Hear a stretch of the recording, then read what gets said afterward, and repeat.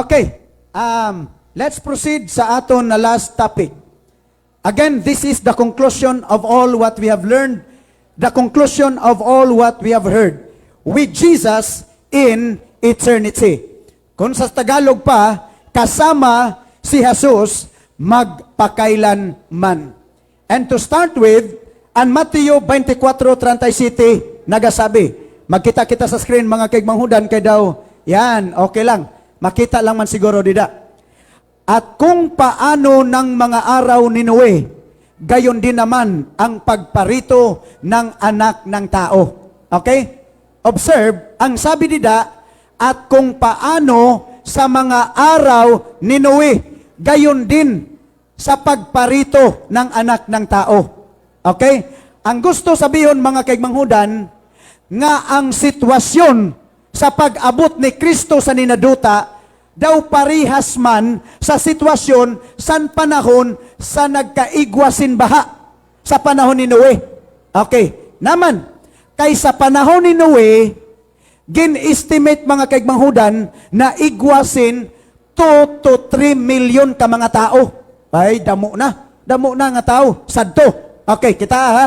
At kung paano sa araw ni Noe, gayon din naman sa pagkadi o pagparito ni Kristo. Again, kung nanon sitwasyon sa panahon ni Noe, sa panahon nga nagkaigwasin baha, amo man inin mangyari sa pagkadi sa aton mahal na Dios. Naman, nanon nangyari? Irog sa nangyari yung mga kaigmanghudan.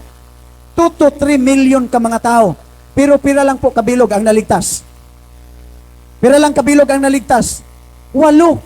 2 to 3 million ka mga tao na ang populasyon sa kinabaan, ang naligtas 8 ra kabilog. Ang gusto sabihin mga kaigmanghudan, ang populasyon sa bugos na kinabaan niya na, nagsubra na kita 7 billion. Pero nagsabi didi ang banal na kasuratan, nga pag-abot sa mahal na Dios, jutay ra na porsyento sa mga tao ang maligtas. Naman, kay ang mga tao, dili na po nagahatag sin prioridad sa pagpamati sa surmaton sa mahal na Dios. And I would like to thank everyone sa iyo na pagkadi, sa pagpakita sin excitement na mamati sa surmaton sa aton mahal na Dios. Kaya palakpakan po naton ang tanan mga kaigmanghudan. So again, only 8 people were saved. 8 lang ang nakasulod sa arka. 8 lang ang nabuhay. 8 lang mga kaigmanghudan ang naligtas. Ang problema sa nanwalo kay si Noe, an iya na anak na pila kabilog. 3 na anak, mga asawa, 6, sinda na mag-asawa, 8 lang. In short, ang pamilya lang ni Noe ang naligtas sadto na baha. Ang tanan mga kaigmanghudan, nagkamaratay po. San gin panay sa Diyos ang ato na kinabaan. The Bible said in Matthew 24:12, at dahil sa pagsagana ng katampalasan at kasalanan, ang pag-ibig ng marami ay ano? Ang pag-ibig ng marami ay lalamig. Okay. Ang gusto sabihin, instead na ang aton paghigugma sa mahal na Dios, mag-aanam siyag katamis. Ang aton pananampalataya, mag-anam og kaligon kag katibay. Aniba, tungod sa mga katampalasan, kasalanan, kag karautan sa kalibutan, nag-amat-amat kawara an inda na pananampalataya sa Dios. That's why, igwa kita sin quotation nagsabi, many are called, but few are chosen. Damo ang gintawag sa mahal na Diyos, pero jutay lang ang pinili. Pero akon ginotro ina na quote mga kaigmanghudan, akon ginbutang didi, many are called, but few are already frozen. Kung sa Cebuano pa, ang uban, ang inda pananampalataya nag-anam og katugnaw. Ang uban nakudman na gyud kay nanggahi na tungod sa katugnaw mga kaigmanghudan. Well, let's go back. Naman kay 8 lang ang naligtas sa panahon ni Noe. Kag nano nangyari sa ton panahon ni Noe? Amo ni nangyari? Genesis chapter 6 verse 5. At nakita ng Panginoon na mabigat ang kasamaan ng tao sa lupa. You see? Mabigat na ang kasamaan ng mga tao sa lupa. Nanon reaction sa Diyos? Verse 6. at nagsisi ang Panginoon na kanyang nilalang ang tao sa lupa. What's nagsisi sa minasbate? Nagbasol. You see, ang nagbasol man ina sa Cebuano. Kita ang mga kaigmahudan, para sa akon baya, it's very unfortunate statement and a painful one when God said nga kung sa aton pa, kung aram ko lang na irog ka sana na pagkaanak, maayo pa kung wara ko na lang ikaw ginpanganak. Ina na reaction, nagbasol, nagsisi. Amo na ang reaksyon sa mahal na Diyos. Nagsisi ang Panginoon na nilalang niya ang tao sa lupa at nalulumbay sa kanyang puso. Naman mga kaigmahudan, kay ang mga tao dili na matukluan. Ang mga tao dili na namamati sa iya na kabubuton. Ang mga tao mga kaigmahudan, nagahimo na san sa diri ninda na mga desisyon sa inda na buhay. Kagwara ng Diyos, aninda na mga puso mga kaigmahudan, wara na. Ang inda ng mga isip, puro na karautan. Ang inda ng mga puso, emosyon, tanan, aspito sa ninda na buhay, puro na karautan. Kaya sabi sa Diyos, nagsisi siya, nanilalang niya ang tao. Nalumbay ang kanyang puso. At sinabi ng Panginoon, lilipulin ko ang tao na aking nilalang. What's lilipulin? In English, I will exterminate the people that I have created. Gusto sabihon, ang gusto mangyari sa mahal na Diyos, iya po natangkason ang karautan sa ninakinabaan, agod dili magdamo, kag dili pa magkadto sa damo pa ng mga tao, mga kaigmahudan. He has to terminate the evil so that the evil will not continue to spread around the world. Pareho sa nasan mangga, nga kun ang apat na mangga, ang usad sa na sira na, dapat halion mo inan usad na sira. Kay kung dili mo ina halion ang usad na sira na mangga, pati tanan na mga maayo na mangga, masisira ito. Amin na nakita sa mahal na Diyos. If He will not terminate evil, it would continue to spread to the hearts of the people around the globe and around the earth. So gusto sa mahal na Diyos, iya na ngay terminate, kukuhaon niya. In what way? Iya nalilipulon ang mga tao, patayon ang tanan na mga maraot, agod ang mabilin sa duta, ang mga maayo na mga binhi. Well, verse 8, fortunately, si Noe ay nakasumpong ng biyaya sa mata ng Panginoon. Patayon na kunta sa Diyos ang tanan. Tanan ng mga tao. Kay nga ni, an inda ng mga puso, puro na maraot. An isip, ang mga tao, dili na nagasunod sa Diyos. Dili na namamati, mga kaigmahudan. Bagan, nag-anam, nag-amat-amat na katugas, an inda ng mga puso. So God has to terminate the evil. God has to do something in order to save the whole world. Para mailigtas ang bugos na kinabaan, kaipuhan, mahali, kag mawara, ang espiritu san mga maraot. And before Jesus and God do His final step, igwasin usad katao nga nakasumpong, kag igwasin usad katao nga nakahatag sin kaluoy sa mata sa Dios. And what's his name? Si Noe. Verse 8, datapwat si Noe ay nakasumpong ng biyaya sa mga mata ng Panginoon. In short, tungod sa pagkamatadong, kag tungod sa pagkamatinumanon ni Noe, mga kaigmanghudan, ginpugulan anay sa Dios an iya na pagsilot sa kinaban. Okay, kita to save Noah and his family, God told him to build an ark. Okay, sabi sa mahal na Diyos, I will send flood. Magkaigwasin baha, ininaduta. Pero bago magkaigwasin baha, Noe, agod maligtas ka, kagang mga tao na magtuod sa imo, agod nga maligtasin da, pagpatindog, pagpanday, paghimosin arka, kag pasudla ang tanan ng mga tao, kay ang tanan na makasulod sa arka, maligtasin da sa panahon na mag-abutan baha. Okay, ang instruction mga kaigmahudan na ang tanan magsulod sa ninarka, pag-abot sa lunop, kag pag-abot sa baha, maligtas sinda. And you know what? The history tells us, Noah warned the people for 120 years. 120 katuig ang pagwali. 120 katuig ang pagpaaram ni Noe sa mga tao na mag-abot ang baha. Unfortunately, sa 120 ka mga katuigan na nagwali si Noe na magkaigwa sin baha, kinahanglan ang mga tao magsulod sa arka para maligtas kamo. But in 120 years, wara sinusad na nagtuod sa iya. And that's very unfortunate. Naman, kay dili nagatuod ang mga tao na magkaigwa sin baha. Naman, kay sadto na panahon, mas kitalinik lang, kag uran, wara sinda na ka-experience magbaha na lugod, may lunop na lugod. So para sa inda, it's impossible to happen. Kaya mga kaigmanghudan, 120 years, and no one believed on the preaching of Noah. Wara nagtuod. Ang nangyari, sa nag-abot ang lunop, pila lang kabilog ang naligtas. Pila lang kabilog naligtas, 8. Of the 3 million people, only 8 were saved. When Jesus will come, of the 7 billion people around the world, we don't know how much of the percentage of the people will be saved. Pero aram ko, jutay lang po mga kaigmanghudan. Naman, kay jutay na lang po ang mga tao niyan na igwa pa sin espiritualidad an inda mga puso. Only 8 were saved. And I would like to emphasize this.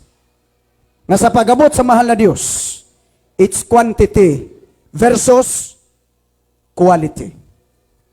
In every competition, only one gets the gold.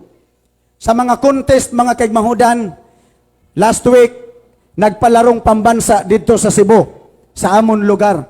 Kaya nagpasalamat nga ni ako na adi ako dide, kay nakaligtas ako sa traffic. Kay grabing traffic yana sa Cebu, tungod sa palarong pambansa. Kung may mga contest, mga kaigmanghudan, usad lang ang matatagaan sin gold na medalya. Ang first lang. Ang second, silver. Ang third, bronze. Pero usad lang sa kompetisyon. Pero aram nyo mga kaigmanghudan, sa aton pananampalataya, dili an makauna pag-abot sa finishing line, amo an makabaton sa reward. Kay ang tanan na makaabot dito sa finishing line, tanan sinda tatagaan sa reward sa aton mahal na Diyos. So, the most important thing is to survive. Kay once makasurvive ka, makaabot ka sa linya, makaabot ka sa finishing line, you will receive the reward that God has prepared for you. Dili kay ang una, dili kay ang pangaduha, ikatatlo, ikaapat, no. Ang tanan na makaabot sa finishing line, makabaton sa reward sa aton mahal na Diyos. God might have delayed His coming, but He is not a number game God. Medyo na dilatar ang pagkadi sa mahal na Diyos. Pero aram nyo po, mga kaigmanghudan, nano kay nadilatar niya na pagkadi. Kay gusto sa mahal na Diyos, na damo pa sin mga tao ang makaaram. Kay gusto sa mahal na Diyos, damo pa sin mga tao ang manginhanda. Kay nakikita niyan sa mahal na Diyos, na kung magkadi siya sa dinaduta, damo-damo pa sa aton, mga kaigmanghudan, ang dili handa na maabot na ang aton mahal na Diyos. Kag ang aton manliligtas. That's why, advantage pa para sa aton na dilatar ang pagkadi sa mahal na Diyos. Agud makahanda kita kag makahimo sa mga necessary preparations para sa pag-abot sa Diyos. Again, God is not a number game God. Why? Because He will come even if only one is ready. Maabot talaga si Kristo maski usad lang ang handa sa iya na pagkadi. Kaysa panahon ni Noe, pera lang kabilog, usad lang kapamilya ang nanampalataya, nakasurvive, usad lang kapamilya ang nanginhanda, sadto na baha mga kaigmanghudan, pero nag-abot gayod ang punishment sa mahal na Diyos sa kinabaan. In short, God will come even if only one is ready. God will come even if only one family is ready. Nano pa kaya mga kaigmanghudan, kung damo kita ang manginhanda sa pagkadi sa mahal na Diyos, mas excited siya na magkadi sa ninaduta. He will come even if only very small quantity is ready. 2 Corinthians chapter 5 verse 10. Ikaduhang Korinto 5 Gs. Sapagkat tayong lahat ay kinakailangang mahayag sa harapan ng hukuman ni Kristo upang tumanggap ang bawat isa ng mga bagay na kanyang ginawa. Okay? Kitang tanan. And by the way, mga kaigmahudan, that's individual responsibility.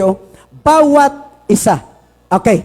So, ang bawat usad sa aton, kita po ang responsibilidad sa aton pagpili sa kaligtasan. Okay, mamati mga kaigmahudan.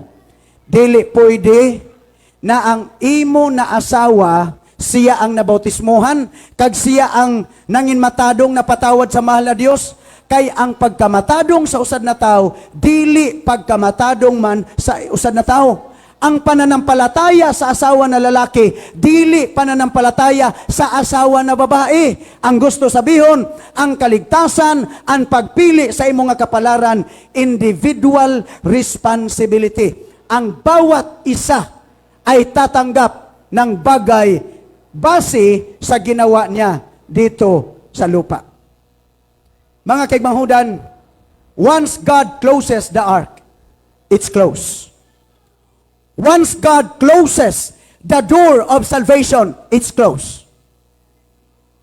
Ang mga tao, pagkakita ninda nga, uy, may baha na. Matuod gali ang ginsabi ni Noe na magkaigwasin baha. Siyak sinda, Noe, abrihi kami. Oo, kay nagtuod na kami. Naigwa gayod sin baha. Pasudla kami sa arka. Aram nyo, mga kaigmahudan, pagsabi ninda, open please. Pero ang sabat, sorry, it's closed. Kaya mo ng guro gabi, mga kaigmahudan, aram nyo po, na ano kay kada gabi, nagaimbita ako sa inyo sa pagbaton kay Kristo, kaya na abrido pa po ang portahan sa kaligtasan. Pwede pa kita magsulod. Dili naton huhulaton, ngamingin sarado na ang portahan bago kita magsulod. It's too late, mga kaigmahudan. Kaya before it's too late, you make your step towards Jesus, you make your decision before God closes our salvation. Because once God closes, it's really closed. Ayaw paghulata na magsiya ka kag magsabi kay Kristo, Panginoon, please open the door. I now believe, I now repent, I now decide to accept you. Ang sabat, mga kaigmahudan, sorry, it's closed. So, come to God while salvation is still open. Mag-apiki kay Kristo mintras abrido pa ang kaligtasan. Mag-apiki kay Kristo mintras abrido pa ang ganghaan sa langit. Mag-apiki kay Kristo mintras nagaimbita pa siya sa aton. Kay maabot ang panahon, mga kaigmahudan, masugot kita kag sa dili, saraduhan na po sa mahal na Dios ang kaligtasan. Kag dili nga didto na ta ng mga panahon mag-apiki sa iya. No, it's too late. Kaya today, sabi sa 2 Korinto 6:2, ngayon ang araw ng kaligtasan. So, kadto kita sa atong leksyon. Tatlo lang. Number 1, mga kaigmahudan.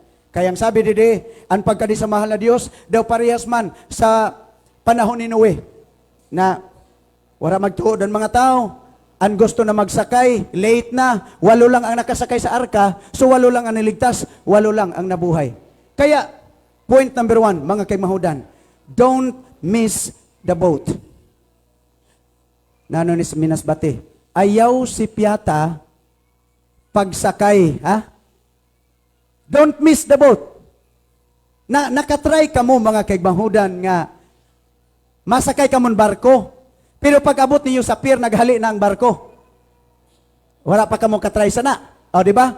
Or, dito ka mo sa airport.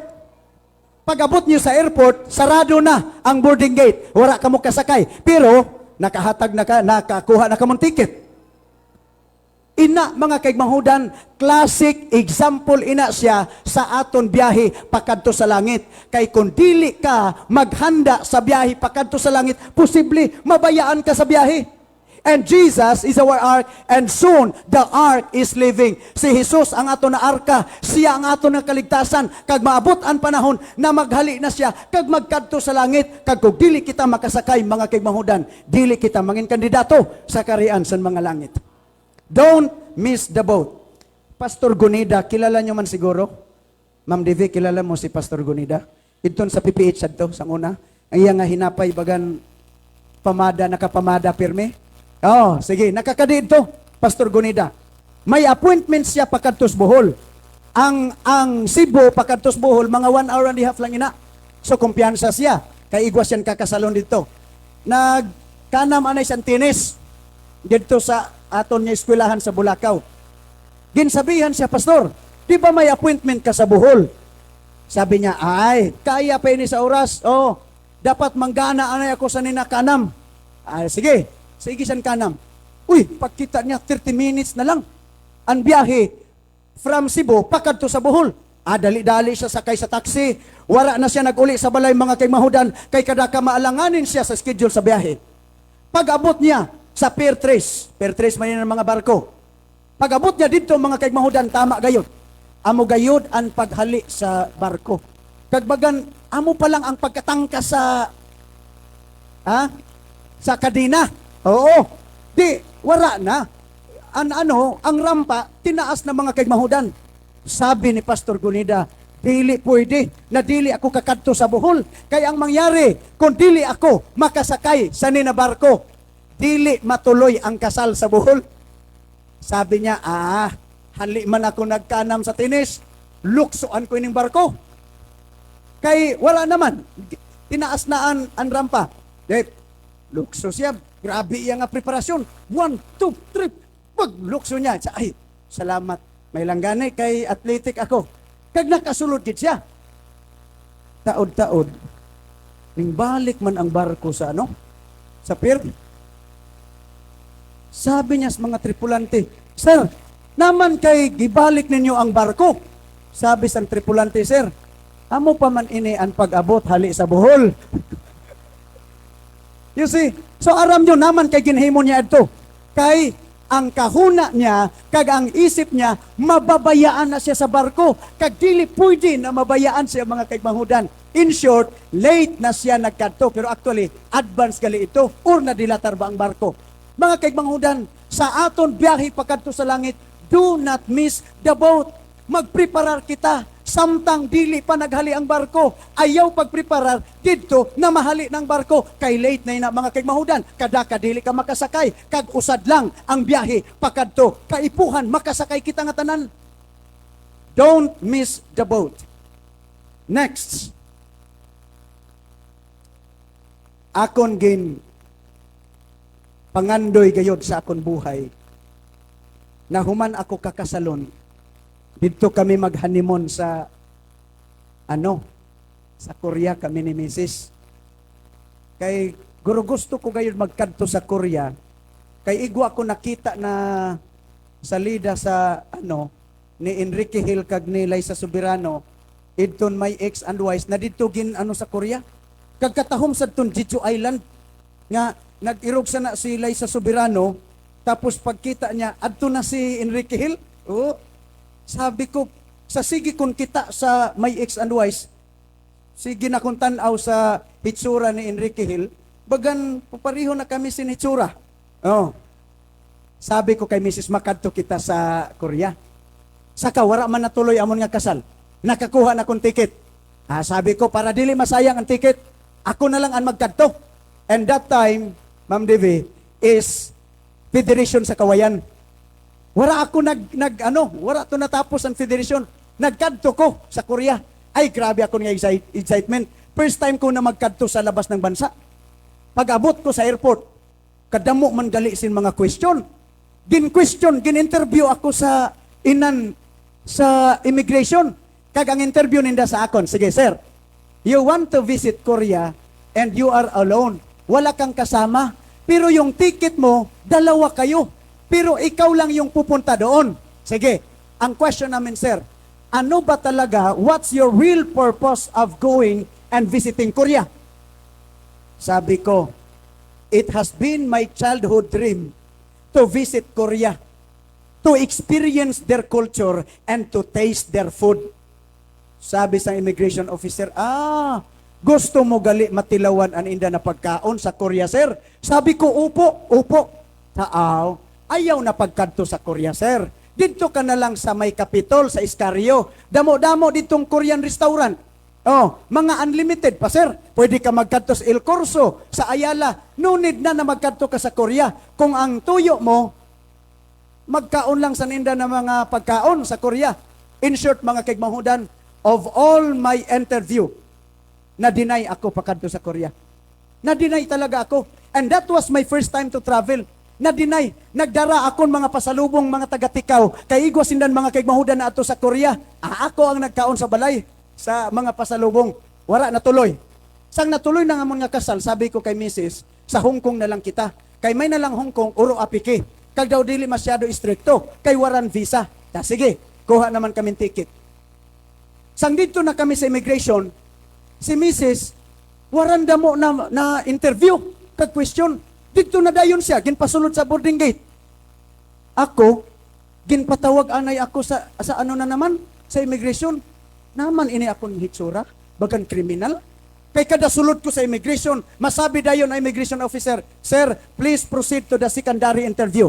Mag-secondary interview ka na gani sa immigration. Gusto sabiyon mga kaigmahudan, igwa kasing kaso. Pagkadto ko, sir, naman ang kaso ko. Kay naman kay nag-blink dida, may record ka, sir. Naman kay may visa ka pa Korea, may ticket ka na last year, naman kay wala ka nagkadto. Sabi ko, kitaan niyo? Kamo ang nag-deny sa akon, pero yan na, ginhungan niyo ko naman kay wala ako nakatuloy. Gin-deny niyo ako. Pero yan na, sir. San pagkumplito mo sa document mo, naman kay wala ka naglarga. Sabi ko, wala na akong leave. Si Mrs. dito na sa immigration, sa boarding gate, ready na magsakay sa eroplano. Ako mga kaigmanghudan, sige pa kung isplikar dito sa immigration officer. Sir, patawada man niyo ako. Mag-honeymoon kami. Kaluoy ko man. Si Mrs. lang ato sa Hong Kong. Ako mabilin diri sa Pilipinas. Aram niyo mga kaigmanghudan, kung nanon ako naisip? Ang naisip ko, ang panahon na magkadi si Kristo sa ninaduta. Na si Mrs. nakalusot na. Adto na. Tupad ni Kristo, handa na pakadto sa langit. Ako dito, nagsige pa kon pa-interview sa mga anghel. Wala akong sala, maluoy man kamo, nga mabilin ako didi sa duta. Paupda man niyo ako pakadto sa langit. Yes, mga kaigmahudan, that's exactly what I thought sang nakita ko ang akong asawa ready na magsakay sa eroplano. Ako dito, nag-interview pa sa immigration officer. Kailang gani kay naluoy, sir, hain man imo asawa. Sabi ko, adto na sa boarding gate. Ang nakasulod na gali, nakasulod na. Pagkadia daw, sir. Pagkadto ni Mrs. Pagkita sa ID, physician. Sure ka, sir, na asawa mo ini? Naman ini ng mga tao, kay baga naka-underestimate sa akon.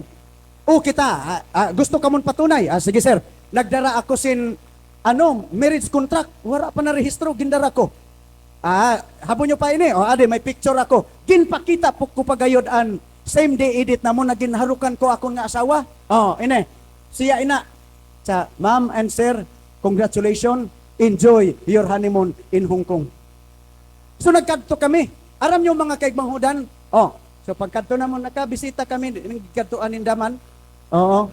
Kaya, we are already settled in His presence. So number 2, plan ahead because it was not raining when Noah built the ark. Planuha ang imo kapalaran. Planuha ang imo kaligtasan. Kaya aram nyo po, naman kayan mga tao, wala nagtuod kay Noah, kay wala pa nag-uran sa ito na panahon, kagwara pa ang baha. Kaya damo-damo sin mga tao yan na, nano kay dili pa ninda batunon si Kristo, kay wala pa ang ebidensya sa iyan na pag-abot. Pero ang sabi ko sa iyo mga kaigmahudan, ayaw paghulata, ina na mga panahon, nga late na para sa aton na mga lagad kita kay Kristo. And so this morning po, ang sabi didi, today is the day of salvation. Ini na adlaw, amo an adlaw sa aton kaligtasan. Ininaadlaw mga kaigmahudan, abrido pa ang arka. Ininaadlaw, abrido pa ang kaligtasan. Kaysa ninaadlaw, amo man ang gideklara sa Dios na adlaw sa aton po na kaligtasan. Mga kaigmahudan, the ark of God is still open for all the people. Abrido pa ang arka. Abrido pa ang kariyan sa langit. Abrido pa ang kaligtasan. And God is inviting us to join God's family. In what? In heaven. Gusto sa Dios na mangin kaintra kita, kagkaparty kita sa iya na pamilya dito po sa langit mga kaigmahudan. Why? Because heaven is a real and a wonderful place. Usad na tunay kag matahom na lugar ang langit na gusto sa Dios kita nga tanan magkadto sa na lugar. Ang hunga, sino ang hindi pwedeng pumasok doon sa langit? Pahayag 21, versikulo 27. At hindi papasok doon sa langit ang anumang paraan o anumang bagay na marumi, o siyang gumagawa ng kasalanan at ng kasinungalingan, kundi sila lamang na mga nakasulat sa aklat ng buhay ng kordero. Sino lang ang pwede nga maligtas? Sino ang pwede na makasulod sa kaharian ng langit? Ang sabat dide, sinda lang na aninda mga pangaran nakasurat sa libro o sa aklat ng buhay sa langit. Question mga kaigmahudan, nakasurat ba ang aton nga pangaran dito? Nakasurat ba ang aton nga pangaran? Nakarehistro ba ang aton pangaran dito sa langit? Kay kun wara pa mga kaigmahudan, kinahanglan aton maparehistro ang aton ngalan dito po sa kaharian sa langit. Why? Because if your name is not written there, in short, you are not a candidate in the kingdom of heaven. Kaya mga kaigmahudan sa ninaaga, God invites you to join His family. God invites you to join His family in the kingdom of heaven. Kaya akong tatawagon ka mga tanan, ang gusto po na magsulod sa arka sa Panginoon, ang gusto magsulod sa arka sa kaligtasan sa Diyos, please come forward. Please come forward. And we will pray for you. Ang gusto nga magsulod na, kag mag-intra sa panimalay sa Dios, sa kaharian sa mga langit, you come. You come. The ark of God is still open. Abrido pa ang kaligtasan, mga kaigmahudan. Ang pultahan sa kaligtasan, ang arka sa Dios, abrido pa. Let's come inside para maligtas tayo. Magsulod kita sa arka sa Dios. You come. Everyone who would want to join God's family in heaven, please come. Nasusulat ba ang pangalan ko doon? Nakasurat ba ang akon nga pangaran? Dili naton aram mga kaigmahudan. Pero aram nyo po, kung saan o makasurat aton pangalan, sa oras na aton batunon si Kristo sa aton na buhay, paagi sa bautismo na gintukdo sa Biblia. And right there, ang aton mga ngalan, irehistro po dito sa kaharian sa langit. Come, come. You want to join God's family? Come.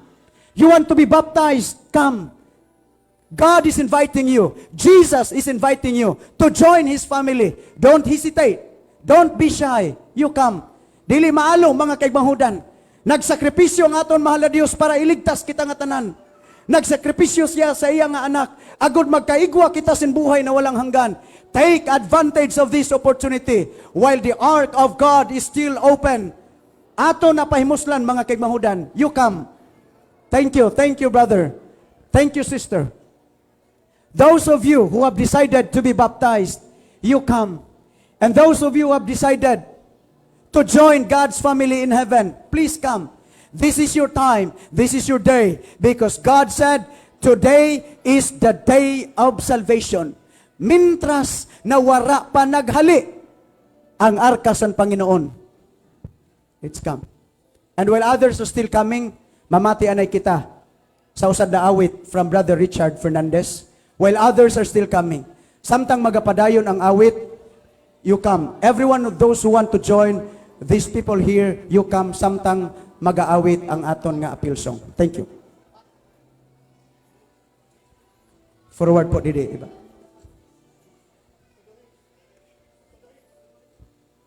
Again, samtang mag-aawit si Brother Richard Fernandez, everyone please join. Those of you who would want to join God's family, you come. God is giving you the chance. This is our time and this is our day. Isip-isip mo na ba ang buhay mo? Bakit ka inilagay sa mundong ito? Kung saan ka nang galing? Kung igwa pa dida sa likod, mga kigbangudan, please guide them. Mga kigbangudan, May dahilan our Bible kahit students, our friends, di please mo guide them. ito alam. We need to encourage them, inspire them Kaya to join our family. ang iyong Please, gagawin. guide them to move forward. Guide them to decide, please. Patuloy mo ba ang iyong mga gawain? Come forward, don't be shy. Salamat brother, salamat brother. Bago ka ay simulan mo na ngayon. Samtang nagapadayon ang awit, mga kigbangudan, you can still come. While meditating on the message of the song, Lumapit sa Kanya. please feel the invitation of God. Ibigay buong Batyaga. sarili, Batyaga puso't ang mensahe sa Diyos. Kagang pag-imbita sa banal na Espiritu. Huwag nang maghintay pa, ngayon mo ito gawin. Ngayon mo ito gawin. Sapagkat di mo batid kung anong dala. Sapagkat hindi natin batid kung ano ang dala ng bukas. Para sa'yo. Please come. Thank you po. Kaya tihandog mo na ngayon sa Kanya ang buhay. And right after this is our baptism. A very sacred ceremony of baptism. Usad ka bagay na aton ipakita sa pagpatunay sa aton pananampalataya. Again, ang mga bisita naton sa likod, if you feel the moving of the Holy Spirit, please come. God is calling you. The Holy Spirit is touching you. You come. Before we pray, bago tayo manalangin, bago tayo mga muyo, lumapit sa Salamat. Kanya. Joy, kung igwa pa dida sa likod, please come. Sarili, puso't Salamat po. kaluluwa. Salamat, sister. Huwag nang maghintay Dili pa. na kita maghulat, mga Ngayon kigbangudan, mo ito na manginlate na para sa aton. gawin. Samtang Sapagkat ang Diyos nag-imbita, di mo batid please come. kung anong dala ng Don't miss the journey going to heaven. para sa'yo. This is our time. God is calling us. Please come. Kaya Before we pray, tihandog mo na it's all about ngayon Jesus. sa Kanya Si Kristo aton tatanggapon. Si Kristo aton nga babatunon, mga kigbangudan. mo. Huwag nang magduda pa, ngayoy gawin mo na. To those who are still on the valley of their decision, please come. Yung iba pa, before tayo mag-pray, please join. Kung igwa pa dida sa likod, hulato namon kamo bago kami mga muyo didi. And before we offer a prayer to you, please come. While the ark of God is still open and is inviting everyone to join God's family, please come. Before we pray, while our music is still on, igwa pa po, mga kigbangudan, samtang ang Dios kagmintras, ang Dios nagatawag pa sa aton nga tanan, aton ini oportunidad na mag-apiki sa iya, manampalataya kag aton nga itugyan ang aton nabuhay sa iya, bago siya magkadi, kag bago manginsarado para sa aton ang kaligtasan. Aton po na itugyan ang aton nabuhay, mga kigbangudan. Okay? Before kita mag-pray, wala na po. Salamat. And I would like to request Pastor Chris Ansos and Pastor Robert Hidaro, Pastor Danilo Susano and Pastor Roland Ibot to join me here. Samtang aton i-offer, aton special na pangamuyo sa nin aton mga candidates for baptism at after sa aton nga program. And Pastor Roberto Mendoza, aton ginhangyo na mag-join didi. Pastor, opo, please come, Pastor Hidaro, para sa aton prayer. And while we are still preparing here para sa aton special prayer, again, if you are moved and touched by the Spirit to join God's family and to be baptized, you can still come. It's not late for us. Adi, mga kaigmanghudan, let's come forward bago kita mag-pray. Padulol kita.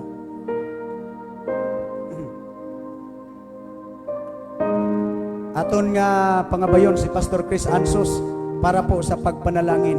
And samtang magahimo siya sa aton nga pag-ampo, pwede pa kita nga magtindog kag mag-join didi, mga kaigmanghudan. And after our program, we will proceed to Boulevard para sa aton ceremony of baptism. And still, kadtong mga tao na gusto kamo nga magsaksi, pwede kita nga mag-upod pa kadto, mga bisita. And samtang aton na himuon, aton nga itugyan aton mga sadiri sa mahal na Dios. Mga muyo kita with Pastor Chris Ansos. Tayo po ay manalangin, mga kapatid. Mapagpala naming Diyos, narito po ang bilang ng mga anak na iyong tinawagan para tumanggap ng banal na bautismo. Bukal sa kanilang kalooban, Panginoon, sa ilang mga gabi, pagpupuyat, pagsisiyasat upang mahanap ka at kanilang maranasan at makamtan ang tunay na kahulugan ng kaligtasan. Mula sa araw na ito, Panginoon, bigyan sila ng pagkakataon ng kanilang pangalan na sulat sa aklat ng buhay. At ang araw na ito, Panginoon, ay maging tanda ng kanilang desisyon na kailanman di nila makakalimutan na maging kapanganakan nila ang spiritual. Ibigay sila, Panginoon, ibigay sa kanila ang iyong panguna. Pagpapala at bendisyon na kung saan sila ay mamuhay sa isang pangunahin o isang bagong pasimula na kung saan mababago ang kanilang buhay. Mula ngayon, Panginoon, maging ilaw sila sa kanilang mga tahanan, sa kanilang komunidad, at higit sila sa kanilang pamilya. Panginoon, ang araw na ito, Panginoon, ay maging simula ng kanilang panibagong pamumuhay tungo sa buhay na walang hanggan. Ingatan, Panginoon, ang bawat isa at pagpalain naming banal na bautismo gagawin. Ito ay maging kahulugan sa bawat isa, higit sa lahat sa kanila at sabat bawat mga pastor, bawat iglesia. Ito ay kanilang bunga, kanilang pagpapagod. Pagtulungan sila na sila'y mahubog sa katotohanan at magamit sa nagtatapos na gawain, lumago sa pananampalataya at higit sa lahat, Panginoon, sila ay maging ilaw saan man sila pumaroon. Pagpalain ang gawain ito. Pagpalain ang bawat iglesia. Pagpalain ang bawat pamilya. Higit sa lahat, sa pangunguna ng lahat ng mga pastor dito, pangunguna ni Pastor Jomar, sa lahat ng mga narito ngayon mga pastor, ingatan kami at patuloy na gamitin sa pagbabago at paglago ng gawain ngayon ang pakailanman sa pangalan ni Jesus. Amen. Salamat po. Aton palakpakan, mga kaigmanghudan. Di na nga aton nga venue, Boulevard. Sige.